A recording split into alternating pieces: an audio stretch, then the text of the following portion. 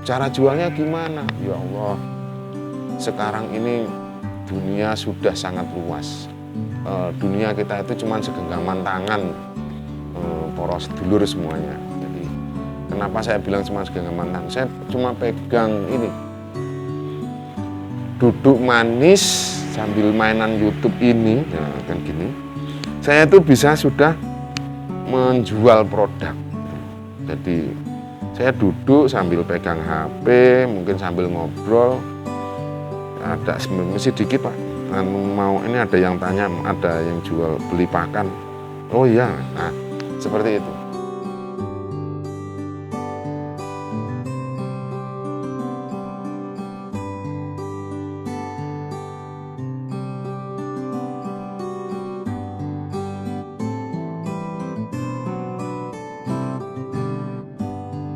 Assalamualaikum warahmatullahi wabarakatuh. Salam jumpa kembali dengan Edi Sukoco, pemilik tapak Sembrani Pam yang beralamat di Tempel, Sleman, Yogyakarta. Sedulur-sedulur peternak semua, salam sehat ya. Di masa pandemi ini kita tetap harus semangat, tetap sehat, apalagi peternak-peternak banyak beraktivitas yang di luar lapangan, insya Allah tubuh kita akan semakin sehat. Gitu.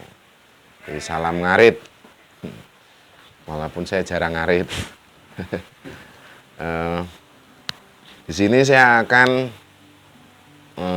sedikit berbagi tentang bisnis ternak yang saya lakukan.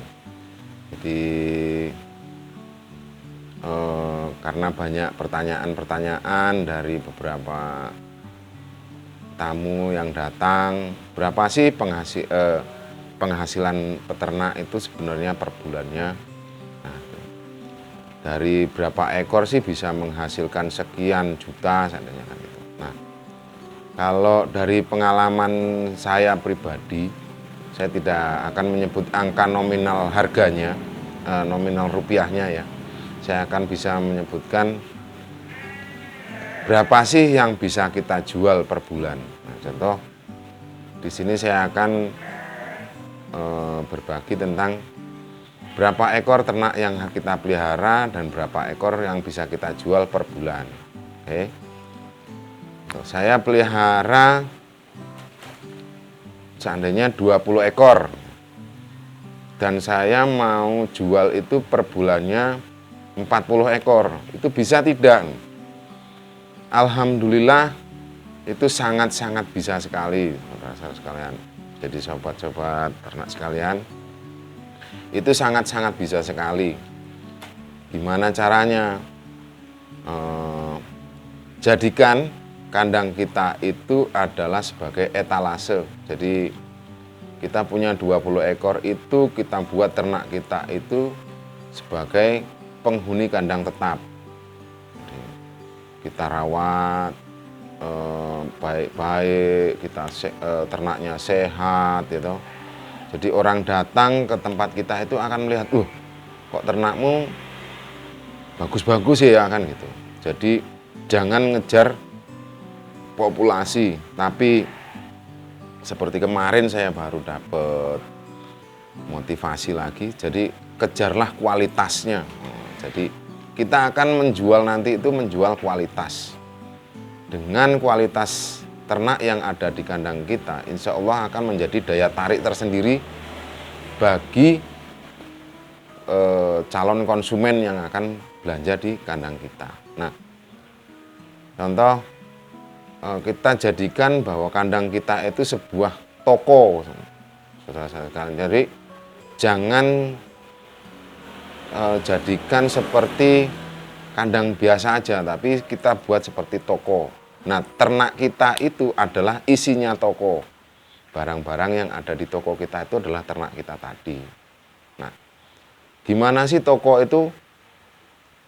Contoh di toko kelontong lah.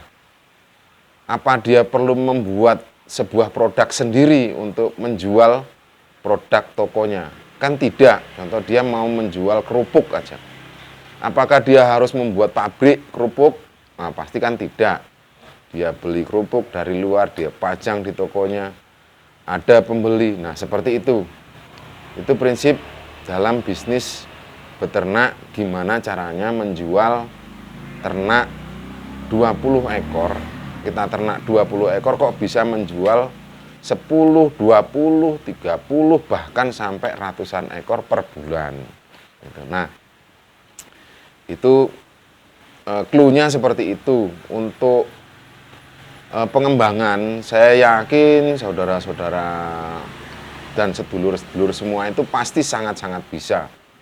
Karena banyak sekali sekarang itu kita bisa belajar di marketing, itu bisa belajar dari medsos, kita bisa belajar dari teman-teman dan sebagainya. Semakin banyak kita berkunjung ke mitra-mitra ternak atau teman-teman peternak yang ada di sekitar kita, maka prospek penjualan kita itu akan semakin besar gitu. Nah, dan sebagai peternak itu jangan menganggap bahwa peternak-peternak yang ada di samping kita itu adalah pesaing. Itu kalau menurut saya pribadi itu kok salah besar gitu. Itu menurut saya pribadi loh ya. Jadi peternak yang ada di sekitar kita, di lingkungan kita, itu adalah mitra kita. Karena begitu kita membuat toko ternak tadi, maka konsumen yang akan sekali banyak berinteraksi dengan kita itu adalah peternak di sekitar kita. Nah, jadikan mereka itu adalah mitra kita gitu. Nah, kita butuh ternak bisa beli dari mereka. Kita mau jual ternak bisa mereka yang beli. Jadi mereka itu kita akan selalu bersinggungan dengan mereka semua. Nah, terus pedagang, kita harus banyak kenal dengan pedagang-pedagang ternak. Jangan jadikan pedagang itu musuh, itu salah gitu. Beli ternak di pedagang bilang bla bla bla bla bla, ternyata hasilnya tidak sesuai dengan yang dibicarakan. Nah, berarti itu yang harus kita kontrol itu kita gitu. Loh, kenapa kok yang disampaikan itu dengan kenyataan nggak sama? Nah, makanya kita banyak belajar, kita banyak mengetahui tentang kualitas ternak itu, kita harus benar-benar tahu untuk membuat toko itu sebenarnya ke situ. Jadi arahnya itu gimana sih kita benar-benar tahu tentang kualitas ternak. Itu yang paling pokok dulu. Jangan ngejar, saya mau ternak populasi sekian, tapi kita nggak tahu kualitas ternaknya, akhirnya ternak yang masuk ke kandang kita dengan kualitas potong semua, maka sebenarnya kita targetnya adalah breeding. Itu kan sudah beda ya. Nah, itu nanti hasil anaknya, induknya pasti ya kurang bagus. Itu yang sudah saya alami. Saya juga beberapa ya selama beternak 5 tahun ini sedikitlah bahasannya, mungkin kalau bahasa kerennya itu adalah riset. Tapi bagi saya itulah pengen tahu gitu. Kalau indukan dengan postur kecil, terus indukan muda, nanti hasilnya anaknya seperti apa itu bisa kita ketahui. Nah, itu. Setelah itu akhirnya sekarang saya lebih ke menegarkan targetnya itu adalah kualitas itu. Kualitas hasil ternak kita itu yang insya Allah sekarang itu lagi saya kembangkan. Seperti pun pakan. Nah, ini tadi ngomong masalah ternak yang hasilnya 10 ekor bisa jual 20 ekor itu. Terus mungkin ada lagi pertanyaan dari sobat-sobat peternak pemula atau yang lainnya. Nah, saya ternak 20 ekor sementara saya sendiri masih bekerja nih Pak. Jadi kerja di kantor, jadi guru, jadi PNS atau kerja di bangunan, proyek ya kan segala macam, saya tapi pengen ternak. Oh ya bisa gitu. Caranya gimana? Ya saya nggak punya waktu untuk ngarit. Ya gampang, kalau zaman sekarang itu sudah banyak pengusaha-pengusaha UMKM ya bahasanya itu yang membuat pakan ternak. Nah, carilah pakan ternak yang sudah diolah menjadi complete feed. Itu insya Allah akan lebih praktis daripada jenengan beli bahan ini itu nanti diolah dicampur sendiri, itu nantinya kurang ekonomis karena waktu ngolah, waktu segala macam mengumpulkan bahan akan sangat rumit. Nah, carilah yang praktis-praktis bagi teman saudara-saudara peternak pemula yang keterbatasan lahan dan keterbatasan waktu gitu. Nah, berpikirlah secara ekonomis. Oh iya, kalau saya ngumpulin bahan ini saya akan membutuhkan waktu sekian jam, ini sekian hari, belum lagi ngolahnya, belum lagi nanti gudangnya cukup butuh besar. Nah, kalau jenengan semua itu belinya yang sudah jadi komplit kan enak.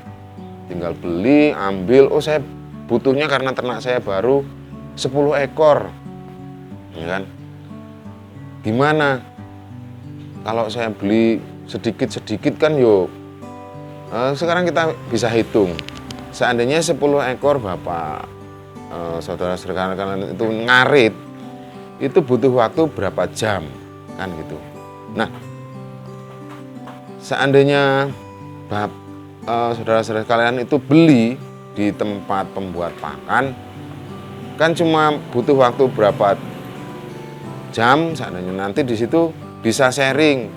Nah itu terserah mau beli dimanapun, monggo, sebaik-baiknya adalah yang terdekat dengan lingkungan saudara sekalian yang buat gitu. Nah itu lebih praktis.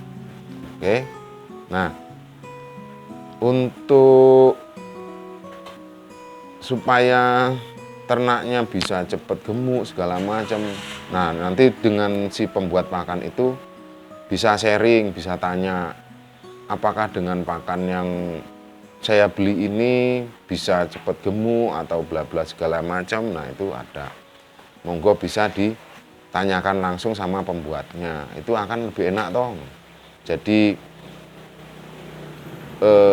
dapat ilmu ya toh, gratis istilahnya.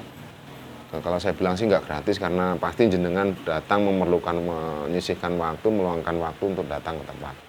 Nah, di situ banyak sekali nanti pelajaran-pelajaran yang bisa diambil dari si pembuat pakan tadi. Syukur-syukur si pembuat pakan tadi itu juga dia bukan hanya fokus di pakan aja, tapi juga di ternak gitu loh. Nah, kalau dia sambil ternak, otomatis kan jenengan bisa lihat hasilnya. Oh, pakan yang dia buat itu hasil ternaknya seperti ini. Nah, di situ saya yakin beliau-beliau yang usaha di bidang itu begitu ditanya, begitu dijajak diskusi, insya Allah peternak domba, kambing khususnya itu sangat-sangat senang sekali untuk berbagi ilmu dan pengalaman. Itu yang saya alami sampai hari ini. Segitu saya datang ke tempat mereka itu, alhamdulillah mereka mau sekali berbagi. Tapi jika puas dengan hasil yang sekarang dilakukan ya monggo. Tapi untuk mendapatkan penghasilan yang besar itu ya memang kita harus banyak pengetahuan, banyak pengalaman, dan butuh bahasanya jam terbang lah. Jadi kadang orang melihat populasi atau beternak dengan populasi 100 ekor, penjualannya per bulan 100 ekor.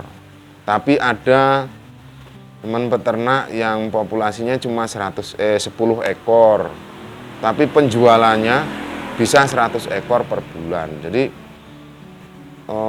rezeki itu sudah ada yang ngatur masing-masing, tapi gimana caranya kita itu sebagai orang yang sama Allah gitu, diberi kelebihan. Manusia itu adalah makhluk yang istimewa, yang diciptakan oleh Allah, yang diturunkan ke bumi, dibeli akal pikiran gitu. Maka kita harus manfaatkan itu, akal pikiran yang kita diberikan itu untuk siapa? Untuk diri kita sendiri sebenarnya. Allah tidak meminta lagi, saudara-saudara, bahwa nanti akal pikiranmu saya minta kembali. Enggak, Allah tidak seperti itu. Yang saya dapat bahwa manfaatkanlah akal pikiranmu hanya untuk Allah, kan gitu. Jadi kembali bahwa jika kita bisa mengoptimalkan kemampuan kita sampai semaksimal mungkin, seperti katanya Allah itu tidak akan merubah nasib suatu kaum tanpa kaum itu yang merubah sendiri, kan gitu. Jadi Allah itu sudah menentukan, menggariskan bahwa seperti ini, tapi dengan ikhtiar kita itu bisa berubah. Jadi contoh takdir itu yang menentukan Allah, tapi bukan berarti takdir itu tidak bisa berubah. Itu menurut para ulama bahwa takdir itu bisa berubah dengan apa? Dengan ikhtiar dan perilaku yang kita lakukan setiap hari gitu. Mindset kita mau dibawa kemana? Kalau kita sebagai peternak, mindsetnya cuma merawat ternak aja, tidak pernah berpikir untuk menghasilkan, supaya ternak itu bisa menghasilkan, maka kita dapatnya ya ternak aja terus gitu. Oke, saya sebagai peternak hanya sebagai hiburan, ya sudah. Jangan mengharapkan hasil materi dari beternak, tapi Anda yakin, saya yakin begitu melihat ternak tumbuh sehat, maka kepuasan yang didapatkan adalah batinnya jenengan. Itu salah? Ya tidak gitu loh. Jadi mindset yang mau kita kembangkan kemana?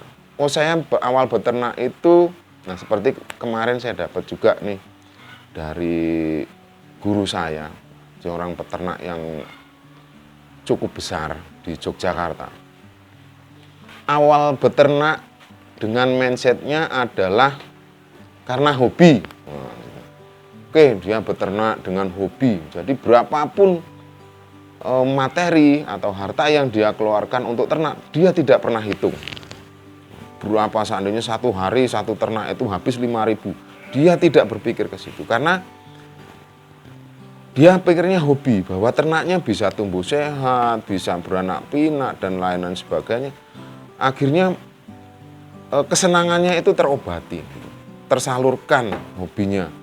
Dengan lihat senang sekali dia, batinnya puas, dan di situ sama dia sudah untung besar karena dia akhirnya masa senang itu adalah sangat-sangat besar yang tidak bisa dinilai harga. Tapi setelah dipikir-pikir mungkin dia akan merubah nih mindsetnya, targetnya yang tadinya hanya untuk hobi, akhirnya sebenarnya supaya hobi ini bisa menjadi bisnis, kan gitu.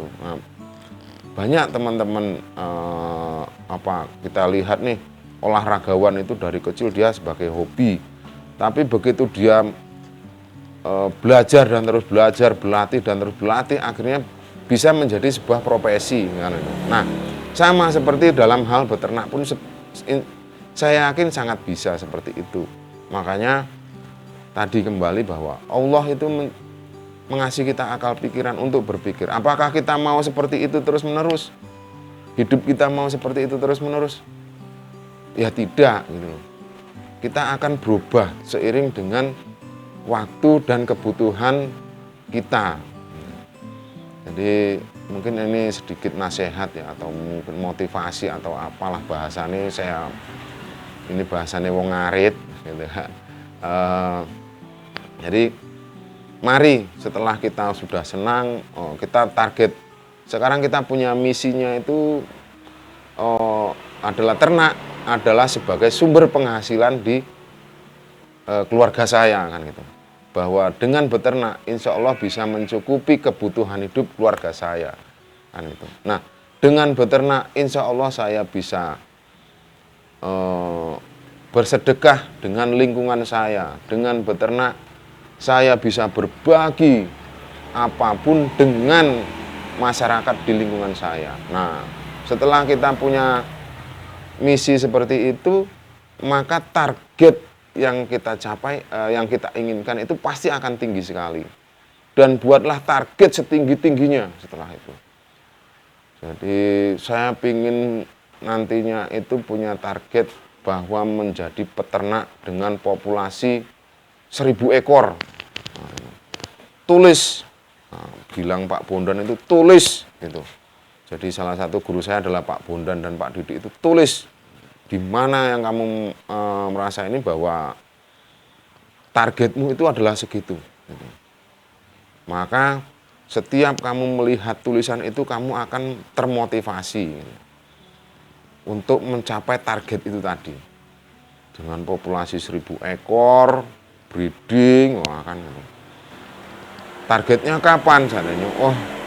Di 2000, contoh saya membuat target untuk punya populasi indukan 500 ekor itu di 2000, jadi 3 tahun dari sekarang, 2 tahun dari sekarang, 2001, bahwa di 2023 saya harus punya indukan 500 ekor karena saya lebih senang ke breeding sekalian. Jadi saya lebih senang mengembangkan ternak yang berkualitas. Mungkin nanti saya akan ada kambing, ada domba kan gitu. Tapi yang berkualitas semua. Jadi saya akan berbuat seperti itu.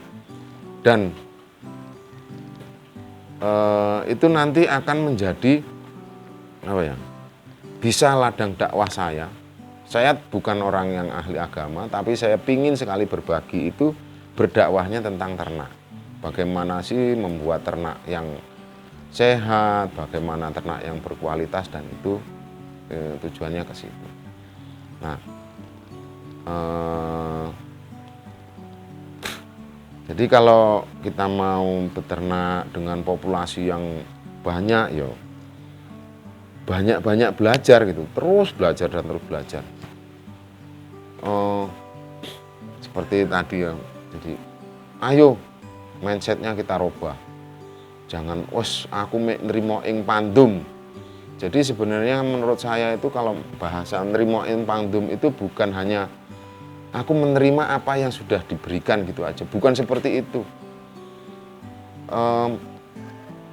Menerima ing pandum menurut penafsiran saya itu menerima apa yang sudah diberikan oleh Allah kita syukuri, gitu.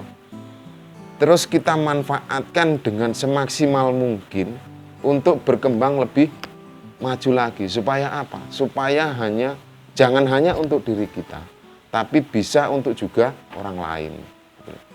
Pertama mungkin untuk keluarga kita, bisa lagi berkembang untuk tetangga kita, bisa lagi berkembang untuk lingkungan kita, bisa lagi kita berkembang untuk negara kita, dan yang utama untuk agama kita. Itu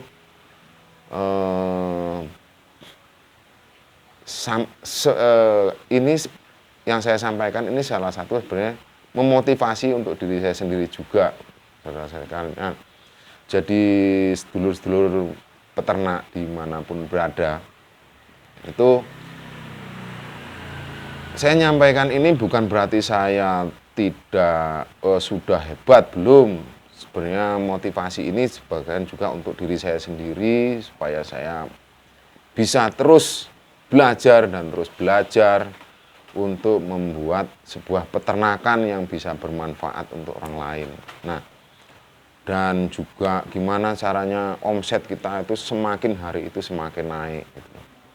Jadi ayolah kita belajar bisnis yang benar. Nah, begitu sudah target kita bahwa menyenangkan hati sudah bisa. Nah, besok kita tinggal menyenangkan anak istri kita, keluarga kita. Jadi dalam beternak 20 ekor kok bisa jualan 40 ekor itu jangan dianggap tidak mungkin. Itu sangat-sangat mungkin sekali. Dan banyak itu saya teman-teman peternak dari dia punya cuma 10 ekor tapi penjualannya 1 tahun itu bisa sampai ribuan ekor. Bahkan ada yang cuma dia punya kandang yang cukup besar. Nah, untuk memotivasi supaya kita bisa besar, jadi saya punya ternak 20 ekor. Buatlah kandang, kapasitas kandang itu untuk 40 ekor. Sebenarnya loh, yang 20 ekor untuk apa? Ya itu nanti yang jadi barate kalau di toko itu seperti etalase tadi, itu kan harus diisi gitu loh. Nah, itu adalah rak-rak barang yang harus kita pajang di kandang kita tadi. Nah, itu diisi. Nah, yang 20 ekor punya kita yang kita tahan gitu. Orang lihat kandang kita nggak pernah kosong. Itu yang saya lakukan sekarang seperti itu. Nah, mungkin kita kasih, saya punya uangnya baru mampu ini hari ini 1 ekor, taruh 1 ekor. Nanti setelah 1 ekor dibeli orang, besok bisa beli 2 ekor, beli lagi 2 ekor. Dari 2 ekor dijual lagi bisa jadi 4 ekor. Nah, gimana? Setelah bisa beli 4 ekor ternyata saya ada tambahan modal nih. Kasih modal lagi dulu. Bisa beli 10 ekor, jual bisa kejual lagi 10 ekor. Nah, akhirnya dalam 1 minggu ternyata sudah bisa jual 10 ekor. Besok gitu lagi, kembangkan lagi, tingkatkan lagi semangatnya. Loh, cara jualnya gimana? Ya Allah, sekarang ini dunia sudah sangat luas. Dunia kita itu cuma segenggaman tangan, poros dulur semuanya. Jadi kenapa saya bilang cuma segenggaman tangan? Saya cuma pegang ini, duduk manis sambil mainan YouTube ini, nah, kan gini. Saya itu bisa sudah menjual produk. Gitu. Jadi saya duduk sambil pegang HP, mungkin sambil ngobrol. Ada masih dikit Pak. Ini ada yang tanya, ada yang jual beli pakan. Oh iya, nah seperti itu. Nah, manfaatkan HP-mu yang bagus itu, yang harganya ada sampai 15 juta, ada yang 20 juta. Jangan cuma buat main game. Nah, jadi manfaatkan dengan baik. HP ini seperti sebuah pisau. Bahkan lebih tajam dari pisau. Itu kalau nggak percaya. HP kita ini bisa membunuh ratusan orang dalam waktu cuma berapa menit. Tapi HP ini juga bisa menghasilkan puluhan ribu dalam 1 menit. Nah, itu tergantung kita. Saya sendiri jujur masih banyak belajar tentang dunia penjualan di medsos.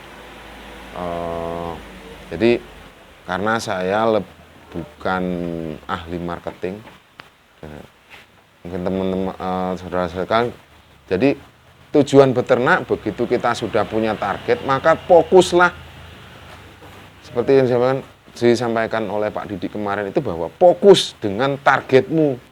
Jangan di tengah jalan lihat orang ini ikut lagi. Contoh, saya ternak mau membuat kualitas ternak yang bagus. Begitu ada orang rame akikoh, terus buat jasa akikoh. Akhirnya apa? Fokusmu akan terpecah. Jadi pemikiranmu akan terpecah gitu. Terus, wah si anu itu buat pakan terus dijual. Terus kamu sibuk ikut juga buat pakan. Akhirnya targetmu yang utama yang kamu nggak akan tercapai gitu. Jadi ayolah kita. Contoh saya dulu belajar merawat ternak gitu. Udah fokus di merawat ternak. Setelah alhamdulillah ya sedikit banyak sudah bisa. Saya sekarang fokus lagi di pembuatan pakan. Jadi untuk penjualan ternak saya nggak fokus. Banyak saya alihkan ke teman-teman yang lain. Karena saya mau lebih fokus ke pakan. Nah, itu saya punya target bahwa saya membuat pakan itu nanti adalah akan membuat pakan yang hemat, harga bersahabat. Nah, jadi yang akan menguntungkan peternak. Nah, bagi peternak-peternak yang ini, contoh, waduh saya kalau mau buat beternak terus mau buat pakan sendiri, hitung saudara-saudara kalian, bahwa sahabat-sahabat ternak sekalian, bahwa omsetnya itu tidak murah gitu. Beli mesin, habis itu tidak tepat penggunaan, gagal, akhirnya mesinnya ndogrok.